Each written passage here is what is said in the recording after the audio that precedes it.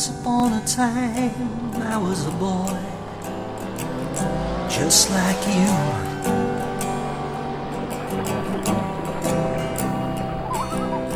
I had dreams and plans, oh,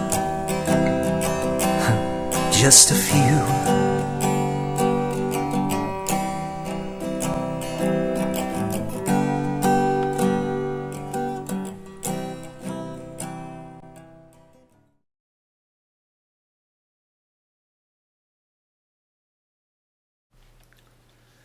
Hello YouTubers, or my faithful few followers that I like to think of you as. So on with another sequence to my early motorcycling days. Well, of course, having ridden that motorbike at that very early age, I was completely hooked and excited by the whole thing.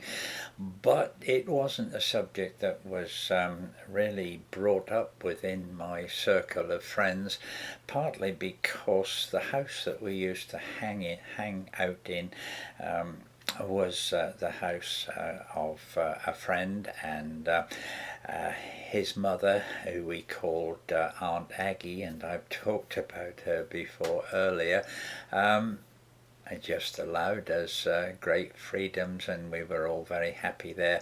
But her son, apparently, when he was a toddler, had been involved in an accident involving a motorcycle, so it was definitely not a subject to be brought up, and none of my friends were interested in motorbikes anyway. But of course I was, and I used to go downtown and I used to hang my nose into the windows of the motorcycle dealers and just think, one day perhaps, one day perhaps.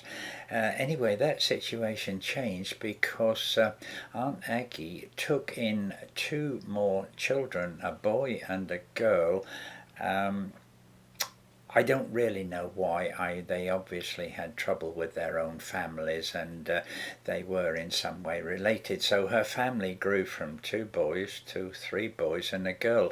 And the exciting thing for me was I'm now 15 years old, and I've already bought my own motorcycle, which I just sit on and start up and clean, waiting for the magic day of 16 when I can ride it. But the boy, who was a year younger than me, therefore 14, had left school, and of course in those days, years ago, if you didn't pass an examination at 11 years old to go to a higher school, then you left school at 14. And of course, as older boys, we were very envious of them. But the exciting thing was that this boy worked in a motorcycle dealer's workshop, so we became great friends. And then one day he brought home a wrecked motorcycle. It was called a DOT motorcycle. It was rusty and bits of it were bent, and all of the engine was just in a box. And it was, for those of you who know anything about engines, it was a Villiers 197 two-stroke engine. Anyway, goodness knows how, but by a miracle we built this whole bike up, built up the engine, and of course it did, it worked. And so that sparked off my interest in two-stroke motorcycle or two-stroke engines of all sorts, and that has been a passion of mine ever since. And I have researched and read and developed, and that has become another passion. But because obviously, we know, or at least a year later, no, it could have been a year later for me, but eventually, of course, we both had motorcycles on the road, and we had some lovely times. It was, of course, wartime, and everything was rationed in the war: coal, furniture, clothing, food, and of course petrol as well. So I really don't know how we got the petrol, but we did. And so it was very nice to have a companion in the world of motorcycling. Before I leave the subject, I'd really like to sort of dispel some myths about bikers, because it's not uncommon that bikers are regarded as hooligans, perhaps. Their bikes are noisy, smelly, and dirty, and they are generally regarded as a menace on the road, which of course is very untrue, as it is true of many things in life. The image of a group is spoiled by the misbehaviour, perhaps, of a few. But I can assure you that if and when you have a motorcycle, you become an unregistered member of a worldwide club with great comradeship and union, and you would never be deserted. If you were to break down on the road, another motorcyclist would stop and help you, unlike a motor car, and it is a wonderful club, for want of a better word, and so it isn't true that motorcyclists are, I don't know, the menace that they are often thought of as. Which reminds me, well, it did remind me when I was thinking about this of a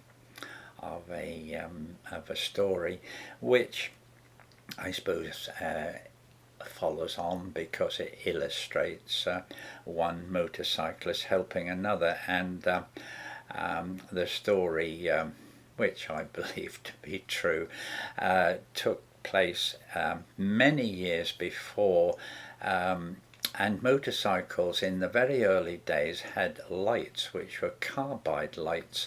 Basically, there was a container that dripped water into a carbide powder, I suppose, which generated a gas that could then be lit, and that was put in front of a reflector and a lens on the front, and that is the way you had your lights, you see. So the story goes that a motorcyclist came along and saw another one broken down on the side of the road, went to help, and the person said that the lights had gone out, you see. So that didn't seem to be a problem, because the remedy was that you had to replace the water, of course, basically, and of course this person, being very used to the situation, did just that, and he did it by taking the cap off and urinating into the container, and of course all was well. But the person was so pleased that they could receive this help that they asked for the address of the man, and that they intended to send him a letter of appreciation and some gift, which the man did receive.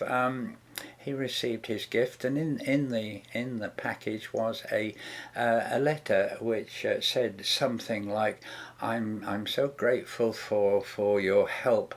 You taught me a lot, and I have learned a lot through it." And it was signed Sister Teresa, at an address called the Nunnery, such an address, Coventry. So she obviously did learn quite a lot, and I expect the man was somewhat embarrassed that he didn't realise that the motorcyclist was a lady, which isn't surprising, because in those days one wore a leather helmet and goggles and a leather coat. Anyway, enough, and so my motorcycling days continued, and as I've said before, it has been both my passion and also my means of livelihood. So there we are, and for now then, again, as always, goodbye.